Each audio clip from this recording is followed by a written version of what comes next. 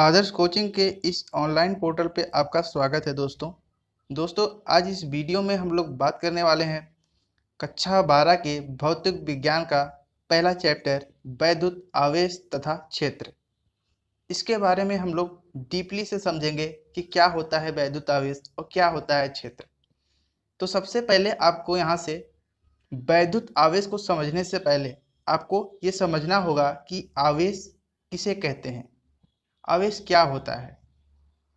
तो इसको बताने से पहले मैं आप लोगों को थोड़ा सा बताना चाहूँगा कि जब हम लोग पहले बहुत छोटे होते थे तो हम लोग क्या करते थे कि जो हमारी स्केल आती थी फाइबर या फिर कांच की बनी हुई, हम लोग उसको बाल में रगड़ते थे और उससे हम लोग छोटे छोटे कागज़ के टुकड़ों को उसकी तरफ आकर्षित करवाते थे।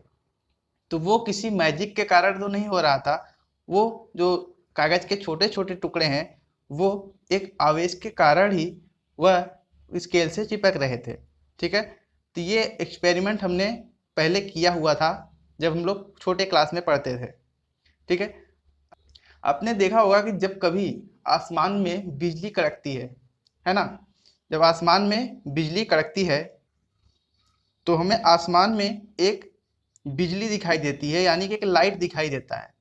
वो भी हमारा एक प्रकार का आवेश ही होता है।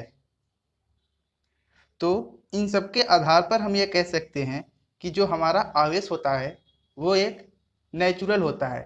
अगर आपने कभी ये भी देखा होगा कि जब हम लोग टीवी, जो हमारे घर में टीवी होती है, टेलीविज़न, जब हम लोग ऑन या ऑफ करते हैं तो कभी कभी जब हम लोग उसके स्क्रीन पर अपना उंगली ले जाते हैं और उसे अपने नाखून से स्क्रैच करते हैं तो हमें एक आवाज़ सी आती है या फिर हमको कुछ अलग सा फील होता है। तो वो भी हमें चार्ज की वजह से ही होता है। चार्ज मतलब ये आपका आवेश, तो ये आवेश ही होता है जो हमको फील होता है कुछ बल के कारण। ठीक है, अब आवेश को देखिए यहाँ से आवेश के इतिहास की बात करें तो ये लगभग 600 ईसा पूर्व ग्रीस देश के मिलेटस के वैज्ञानिक थेल्स ने इसको खोजा था। ठीक है, ये इन्होंने इसे एक रेजिन पदार्थ एम्बर जिसका नाम है उसके माध्यम से खोजा था। इन्होंने ये पाया था कि जो एम्बर पदार्थ होता है ना, ये कागज के छोटे छोटे टुकड़े या फिर किसी भी पदार्थ के छोटे छोटे टुकड़े को अपनी ओर आकर्षित करता है। तो इन्होंने क्या किया, इस पे रिसर्च किया कि ये ऐसा कर क्यों पाता है। तो बाद में से इन्हें पता चला कि इस पदार्थ में आवेश का गुण होता है जिसके कारण ये किसी भी छोटे छोटे टुकड़ों को अपनी तरफ आकर्षित करता है।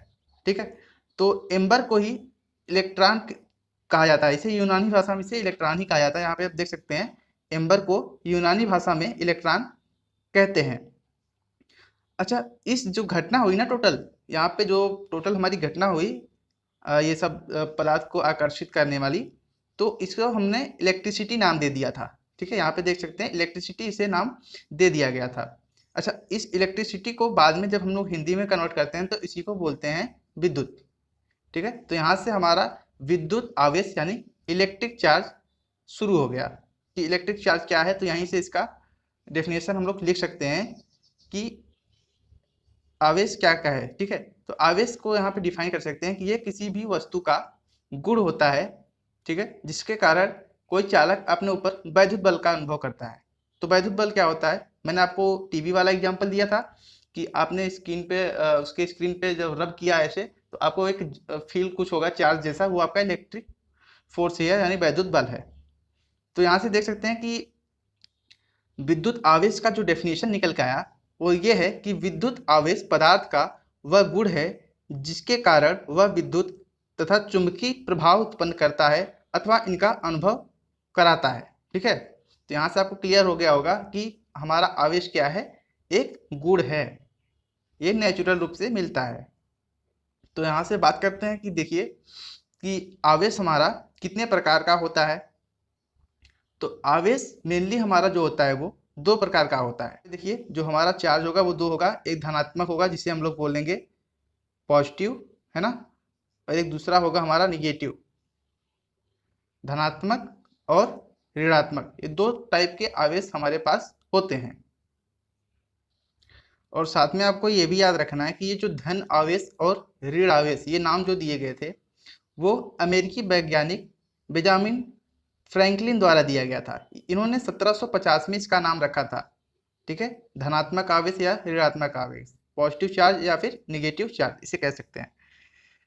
तो इसे अमेरिकी वैज्ञानिक फ्रैंकलिन ने इसका नाम रखा था।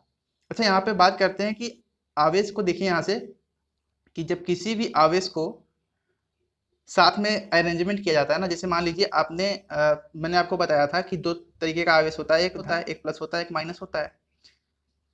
तो जो अगर मैंने देखिए यहाँ पे अगर मैंने प्लस प्लस ले लिया तो इसका मतलब ये है कि ये आवेश हमेशा एक दूसरे को प्रतिकर्षित करेंगे। ये मतलब समान तरीके के आवेश हैं, इनको बोलते हैं सजातीय आवेश।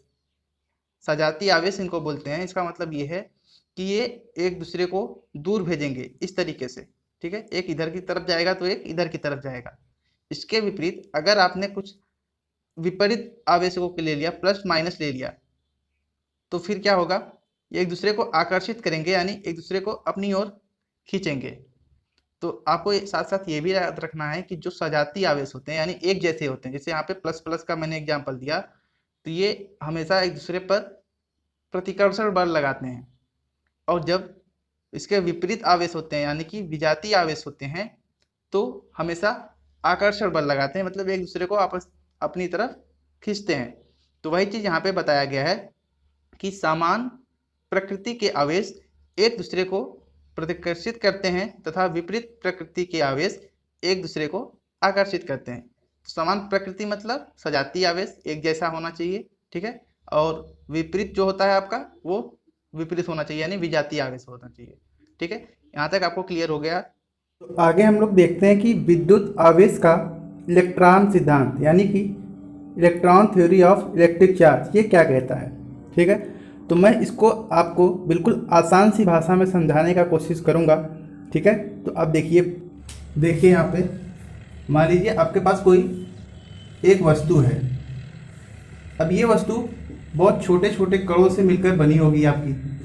ठीक है, ये बहुत सारे छोटे छोटे कण हैं जो मिलकर एक वस्तु को बनाए हैं। अच्छा, इन कणों को कहते हैं अणु। इनको क्या बोलते हैं, अणु या फिर मॉलिक्यूल। ठीक है, इसको अणु या फिर मॉलिक्यूल बोलते हैं। अब हमने क्या किया कि मैंने देखा कि एक वस्तु है और बहुत ढेर सारे कणों से मिलकर बनी है, तो हमने सोचा शायद ये अणु भी बहुत सारे इसके अंदर पार्ट हो। तो हमने यहाँ से एक अणु को निकाल लिया, इसको यहाँ से बाहर रखा, इसको बाहर लेके आए और इसको थोड़ा सा जूम किया। ठीक है, मतलब इसको और बड़ा करके देखे, तो इसको बड़ा करके देखे तो इसके अंदर भी बहुत ढेर सारे हमें पार्टिकल दिखे, कण दिखे।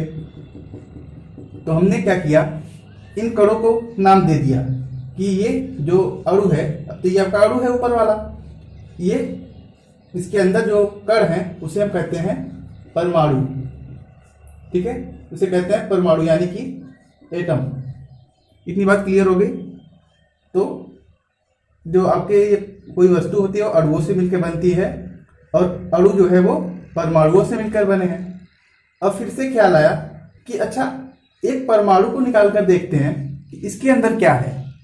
तो सेम चीज वही किया हमने, इसको भी बाहर निकाला और इसको बड़ा करके जूम करके देखा। ठीक है, मैं इसको थोड़ा सा बड़ा बना दे रहा हूं। इसको मैंने जूम करके बड़ा करके देखा। तो मैंने जब इसको जूम किया तो इसमें मुझे क्या देखने को मिला कि ये जो टोटल परमाणु है ना आपका, ये आपका क्या है, परमाणु है। तो ये जो टोटल आपका परमाणु है ये भी कुछ कणों से मिलकर बना है, लेकिन इसके बीच में एक न्यूक्लियर देखने को मिला। ठीक है, न्यूक्लियस है, इसे बोलते हैं नाभिक। इंग्लिश जानना हो तो आपको इसको क्या बोलते हैं, न्यूक्लियस। ठीक है, ये आपका न्यूक्लियस हो गया। तो हमने इसमें ध्यान दिया कि इसका जो सभी परमाणु है वो इसी में केंद्रित होता है, इसका भार।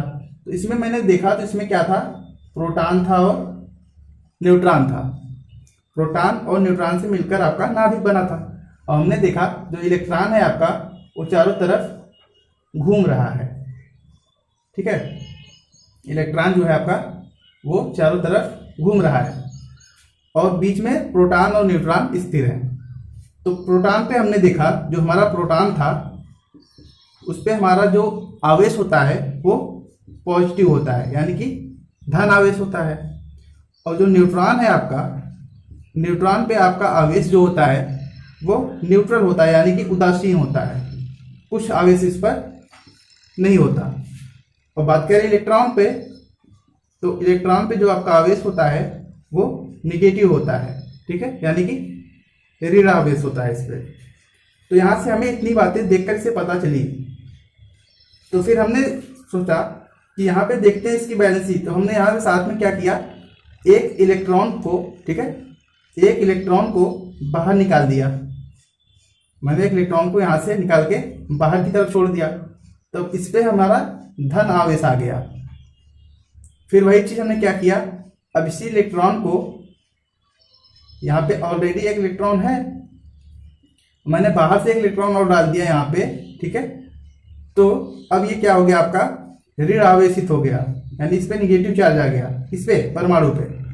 और एक चीज़ आपको यहाँ पे और याद रखनी है कि जो आपके प्रोटॉन और इलेक्ट्रॉन होते हैं ना, ये आपस में बराबर होते हैं, ठीक है। जो इलेक्ट्रॉन होता है वो प्रोटॉन के बराबर होगा, तभी तो ये स्टेबल कंडीशन में रहता है, मतलब बराबर रहता है। लेकिन अगर एक भी इलेक्ट्रॉन घट गया या फिर बढ़ गया, ठीक है, इलेक्ट्रॉन या तो घट गया या फिर बढ़ गया, तो इसका जो आवेश होगा वो धनावेशित या अथवा ऋणावेशित हो सकता है। अच्छा, कब होगा, जब इलेक्ट्रॉन निकल जाएगा इसमें से तो धनावेशित हो जाएगा, और जब इलेक्ट्रॉन इसके अंदर आ जाएगा तो ये क्या हो जाएगा, ऋणावेशित हो जाएगा, ठीक है। तो आप यहाँ पे देख सकते हैं कि सेम चीज़ यहाँ पे भी वही लिखा है जो हमने आपको समझाया है। देखिए यहाँ पे लिखा है कि प्रत्येक पदार्थ परमाणुओं से मिलकर बना है, ठीक है, प्रत्येक पदार्थ परमाणुओं से मिलकर बना है। ये आपको परमाणु से डायरेक्ट बता रहा है, लेकिन हम इसके पहले जो परमाणु होते हैं, ठीक है, पहले वो अणु होता है, फिर उसके बाद परमाणु आते हैं। तो यहाँ पे देखिए कह रहा है कि परमाणुओं से मिलकर बना है और प्रत्येक परमाणु का समस्त भार उसके केंद्रीय भाग में समाहित होता है, जिसे नाभिक कहते हैं, ठीक है। ये पॉइंट मैंने आपको बताया है। और आगे क्या कह रहा है कि नाभिक में दो प्रकार के मौलिक कण होते हैं, प्रोटॉन तथा न्यूट्रॉन। तो ये भी मैंने आपको बताया था कि नाभिक में प्रोटॉन और न्यूट्रॉन होता है। और कह रहा है कि प्रोटॉन पर धन आवेश होता है जबकि न्यूट्रॉन पर उदासीन आवेश होता है। नाभिक के चारों ओर इलेक्ट्रॉन पर ऋण आवेश होता है। ये सब चीज़ें मैंने आपको ऑलरेडी डिस्कस कर रखी हैं। तो इसमें क्या कह रहा है कि प्रत्येक इलेक्ट्रॉन पर ऋण आवेश परिमाण में प्रोटॉन के धन आवेश के बराबर होता है। तो मैंने आपको लास्ट में यही बताया था कि जो आपका प्रोटॉन होगा वो इलेक्ट्रॉनों की संख्या आपस में क्या होगी, बराबर होगी, ठीक है। तो वही चीज़ यहाँ पे भी कह रहा है। तो फिर यहाँ से देखिए कह रहा है कि इसके बावजूद दो विपरीत प्रकार के आवेशित कणों के विद्यमान होने के बावजूद भी परमाणु विद्युत रूप से उदासीन होता है। अच्छा, उदासीन कब रहेगा, जब प्रोटॉन और इलेक्ट्रॉन आपस में बराबर रहेंगे।